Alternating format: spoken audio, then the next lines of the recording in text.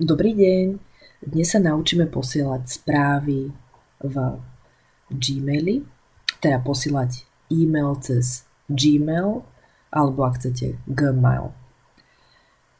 Môžete napísať e-mail kliknutím na nápis napísať. Komu? Prosím, napíšte mi e-mail na k.martinčeková@gmail.com.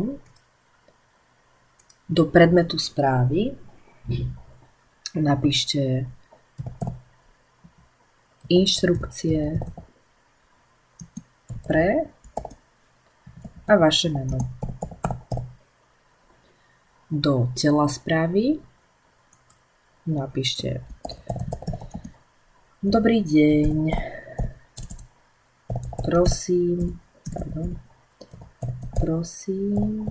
o. Ak chcete poslať prílohu, môžete si to vyskúšať už rovno teraz. Dole na líšte vidíte takúto ikonku spinky. Keď na ňu položíte myšku, tak sa zobrazí nápis priložiť súbory. Kliknite na ňu. Ja som si súbor, ktorý chcem poslať, uložila na pracovnú plochu. Môžete si ho buď vyhľadať fyzicky, podľa toho, ako ste si ho nazvali, alebo môžete zadať názov súboru. V mojom prípade sú to inštrukcie kurz dôchodcov Vrakuňa. Mohli by ste kliknúť tu, alebo tu, podľa toho, ako je to pre vás jednoduchšie. Kliknite na otvoriť.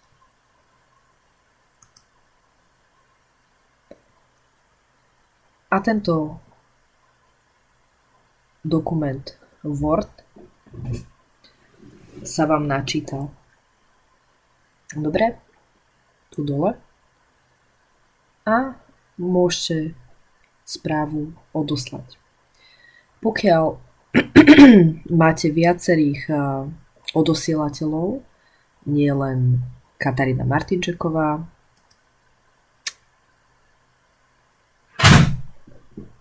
tak môžete kliknúť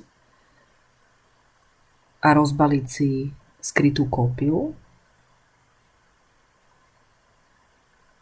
Týmto spôsobom si pridáte príjemcov skrytej kópie. To znamená,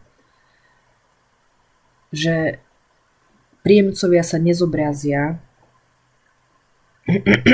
nikomu inému okrem vás. Čiže ja keď si tu zadám napríklad Peter Valachy, lebo chcem to poslať Petrovi Valachimu, alebo Kristine Čičajovej, tak ja keď im to pošlem, tak oni vidia, že ja som poslala mail, čiže dostanú e-mail od Kataríny Martinčekovej, alebo teda k.martinčekovej, ale nevidia, komu ďalšiemu som ten e-mail poslala. Čiže nevidia príjemcov ako Peter Valachy a Kristina Čičajová. Je to dôležité z dôvodu ochrany ostatných ľudí, takže keď posielate správu viacerým, poprosím vás, kliknite na skrytá kópia. Dobre, teraz keď už to máme nachystané, máme vybraných príjemcov, máme predmet správy, obsah, máme prílohu, ktorú ste videli, tak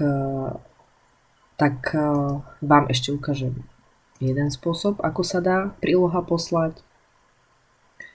A ak chcete posielať správy, je to pre vás jednoduchšie priamo z plochy, tak si môžete vybrať dokument, zase ľavým tlačítkom naň kliknite, označíte ho a držaním ľavého tlačítka dokument presuniete, pustíte ho. Dobre, tento má málo. kliknete ľavým tlačítkom na dokument, podržíte a keď to budete držať, tak zároveň budete hýbať myšou a presúvať ten dokument až do tela správy a aj vidíte nápis súbory pustiť tu, tak ja ho pustím a načítal sa mi. To znamená, že vidím, že chcem poslať 2 súbory. Inštrukcie a tento súbor ďalší kam. Keby som si uvedomila, že ten súbor poslať nechcem, že tento jeden je ten, ktorý chcem poslať, alebo napríklad 2-krát by som si ho tam nakopírovala. Aha, mám ho tu 2-krát. Inštrukcie kurz dôchodcovia v Rakuňa. Inštrukcie kurz dôchodcovia v Rakuňa. Tak si ho vymažem. Ako si ho vymazať? Krížikom. Odstrániť prílohu. Tak kliknem na odstrániť prílohu. Odstrániť prílohu. A zostane mi tu iba jeden dokument. Teraz vidím, že to je v poriadku a kliknem na odoslať.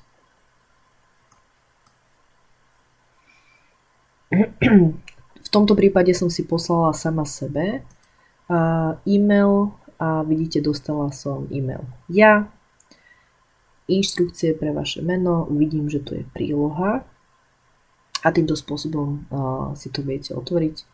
Buď kliknite priamo na ten dokument, ale väčšinou teda ja si ho otvorím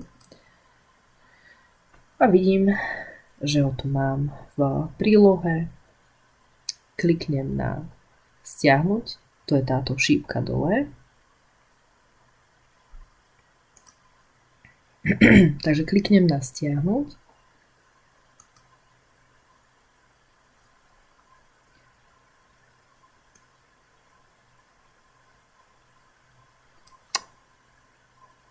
Kliknem na stiahnuť. A už vidím, že sa mi tu stiahol dokument inštrukcie kurz dôchodcovia v Rakuňa. Otvorím si dokumenty buď týmto spôsobom, alebo tuto vidíte takú malú